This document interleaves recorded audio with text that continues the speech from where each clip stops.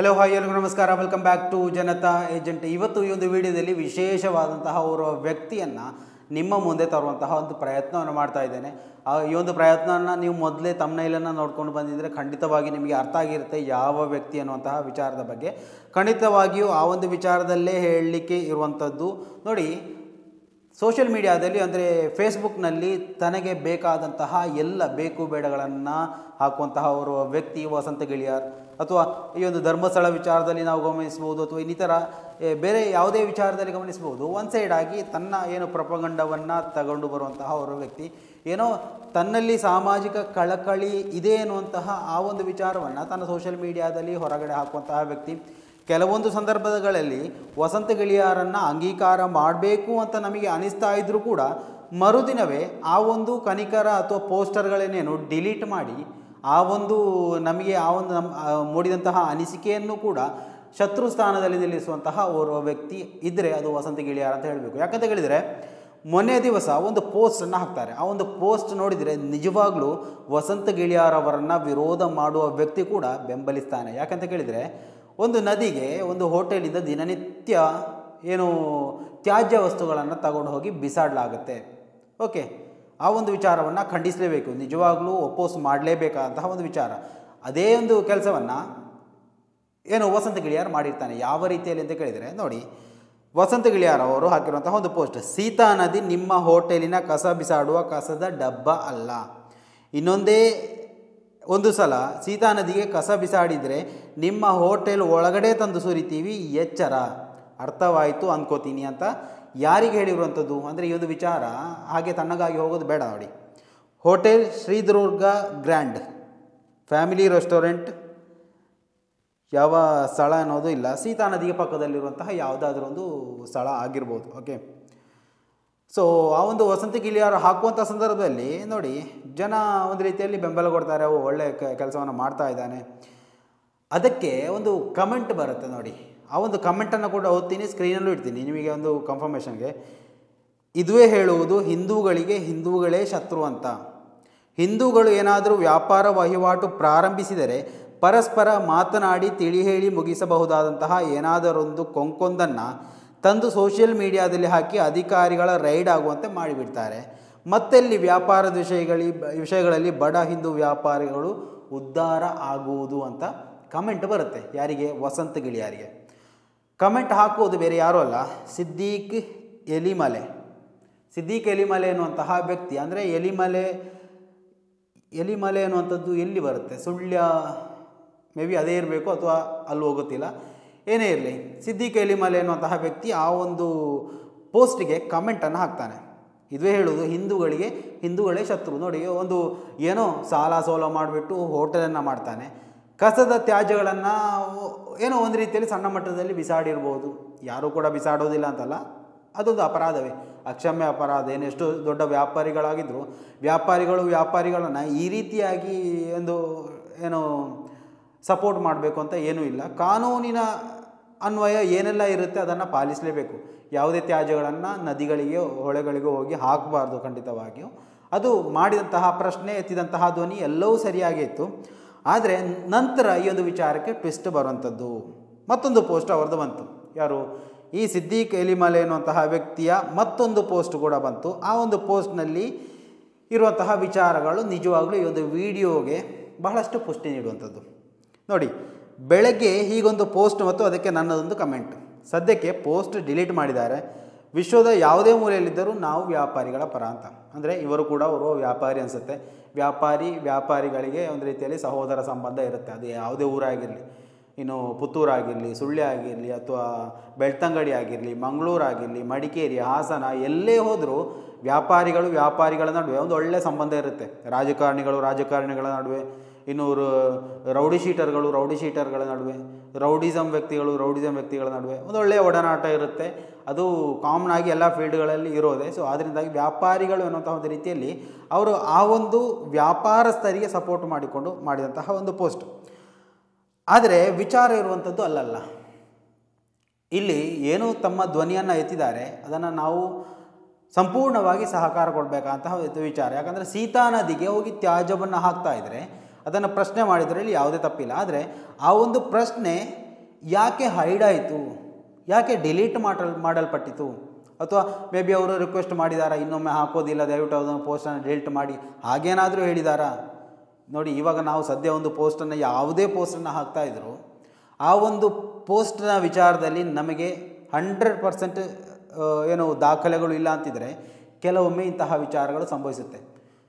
ಈ ಒಂದು ವಿಚಾರದಲ್ಲಿ ನಾನು ಕೂಡ ಕೆಲವೊಮ್ಮೆ ಎಡವಿದ್ದೇನೆ ಅನ್ನುವಂತಹ ವಿಚಾರಗಳು ಕೂಡ ನನಗೆ ಗೊತ್ತಿತ್ತು. ಯಾಕಂತ ಹೇಳಿದರೆ ಒಂದು ಟೈಮಲ್ಲಿ ನಾನು ಕೂಡ ಒಂದು ಪೋಸ್ಟನ್ನು ಹಾಕಿದ್ದೆ. ಪೋಸ್ಟ್ನ ಬಗ್ಗೆ ಎಲ್ಲ ದಾಖಲೆಗಳು ಅಂದರೆ ಅಂತೆಕಂತೆಗಳು, ಯಾವುದೇ ಏನು ಶೀಟ್ ಪೇಪರಲ್ಲಿ ದಾಖಲಾದಂತಹ ಯಾವುದೇ A4 ಶೀಟಲ್ಲಿ ಬರೆದಂತಹ ದಾಖಲೆಗಳಲ್ಲ, ಆದರೆ ದಾಖಲೆಗಳಿತ್ತು.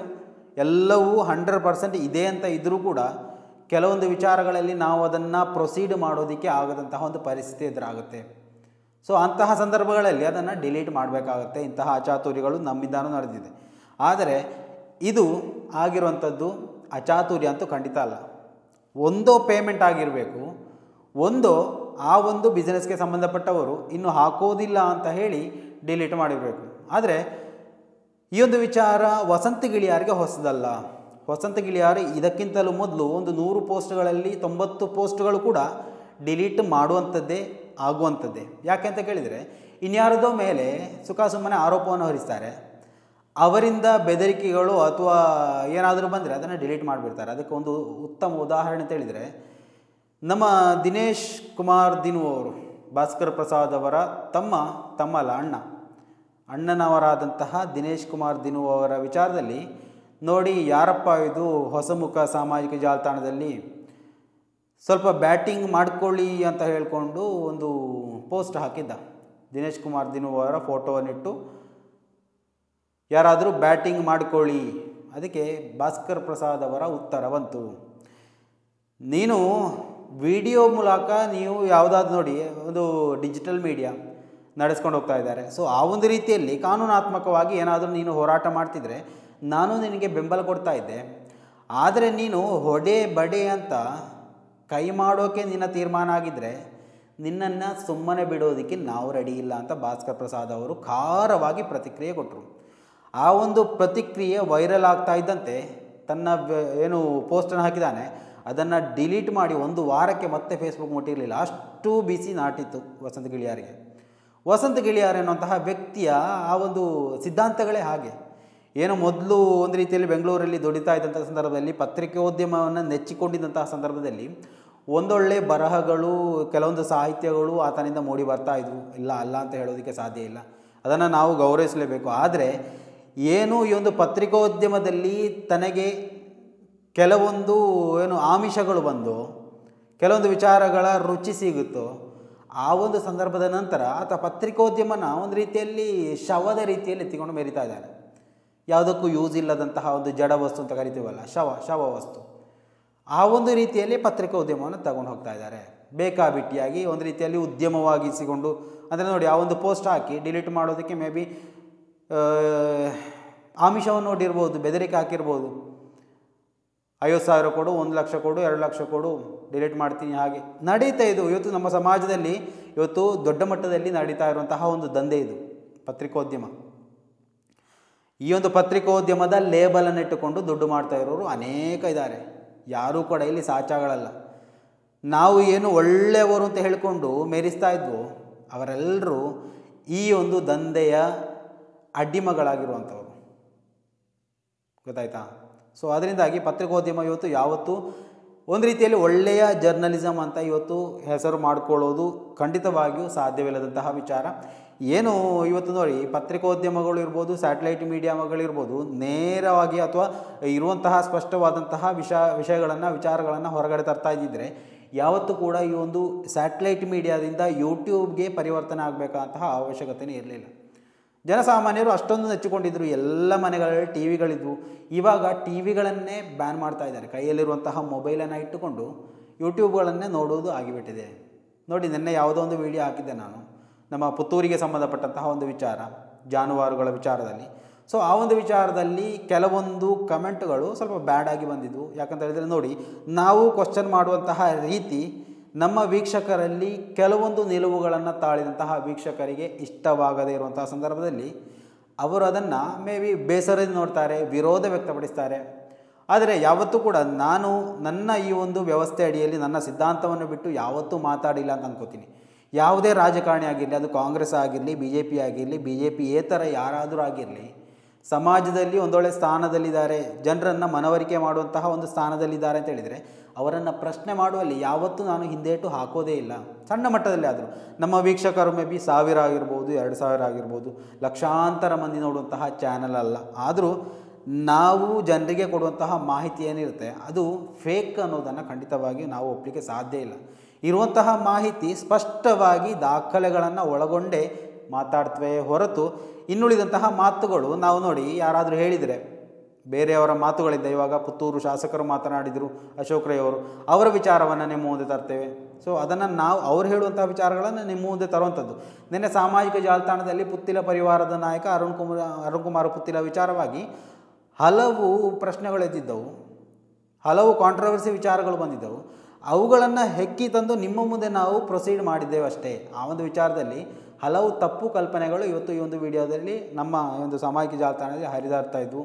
ಜನತಾ ಏಜೆಂಟ್ ಬಗ್ಗೆ ಒಂದೊಳ್ಳೆ ಅಭಿಪ್ರಾಯ ಇತ್ತು, ಆದರೆ ಈ ಒಂದು ವಿಡಿಯೋ ನೋಡಿ ಅಭಿಪ್ರಾಯ ಕಡಿಮೆ ಆಯಿತು ಅನ್ನೋಂತಹ ವಿಚಾರ ನೋಡಿ. ಯಾವುದು ಹೇಳಿಕೆಗಳು ಯಾವುದು ನನ್ನ ಹೇಳಿಕೆಗಳು ಆಗಿರಲಿಲ್ಲ, ಎಲ್ಲೋ ಸಾಮಾಜಿಕ ಜಾಲತಾಣದಲ್ಲಿ ಏನು ನಡೀತಾ ಇದೆ ಎನ್ನುವುದನ್ನು ಹೆಕ್ಕಿ ತಂದು ನಿಮ್ಮ ಮುಂದೆ ತಂದಿರುವಂತಹ ಒಂದು ವಿಚಾರ. ಸೊ ಸಮಾಜದಲ್ಲಿ ಆಗುವಂತಹ ಆಗುಹೋಗುಗಳನ್ನು ನಾವು ಅತಿ ಸೂಕ್ಷ್ಮವಾಗಿ ಗಮನಿಸ್ತಾ ಇರ್ತೇವೆ. ಎಲ್ಲವನ್ನು ಒಂದು ಕಾಂಟ್ರವರ್ಸಿ ಅಂತ ಹೇಳುವಾಗ ಅದನ್ನು ನಿಮ್ಮ ಮುಂದೆ ತಂದು ಹಾಕಬೇಕಾದಂತಹ ಅನಿವಾರ್ಯ ಪರಿಸ್ಥಿತಿ ಇರುತ್ತೆ. ಅದರಲ್ಲಿ ಬೇಕಾದನ್ನು ಮಾತ್ರ ಸ್ವೀಕಾರ ಮಾಡಿ ಬೇಡದನ್ನು ಅಲ್ಲೇ ಬಿಟ್ಟು ಬಿಡುವುದು ಒಳ್ಳೆಯದು. ಎಲ್ಲವನ್ನು ಯಾವುದೇ ಮಾಧ್ಯಮ ಆಗಿರಲಿ, ಏನು ನಮಗೆ ಅವಶ್ಯಕತೆ ಇದೆಯೋ ಅದನ್ನು ಸ್ವೀಕಾರ ಮಾಡಿ, ಅವಶ್ಯಕತೆ ಇಲ್ಲದನ್ನು ಉಪಯೋಗಿಸದೇ ಇರುವುದು ಎಲ್ಲದಕ್ಕೂ ಒಳ್ಳೆಯದು. ಸ್ನೇಹಿತರೆ, ದಯವಿಟ್ಟು ನಿಮ್ಮ ಅಭಿಪ್ರಾಯಗಳನ್ನು ಕೂಡ ಕಮೆಂಟ್ ಮಾಡಿ. ಮುಂದಿನ ಮಾಹಿತಿಯೊಂದಿಗೆ ಮತ್ತೆ ಭೇಟಿಯಾಗೋಣ. ಅಲ್ಲಿವರೆಗೂ ನಮಸ್ಕಾರ.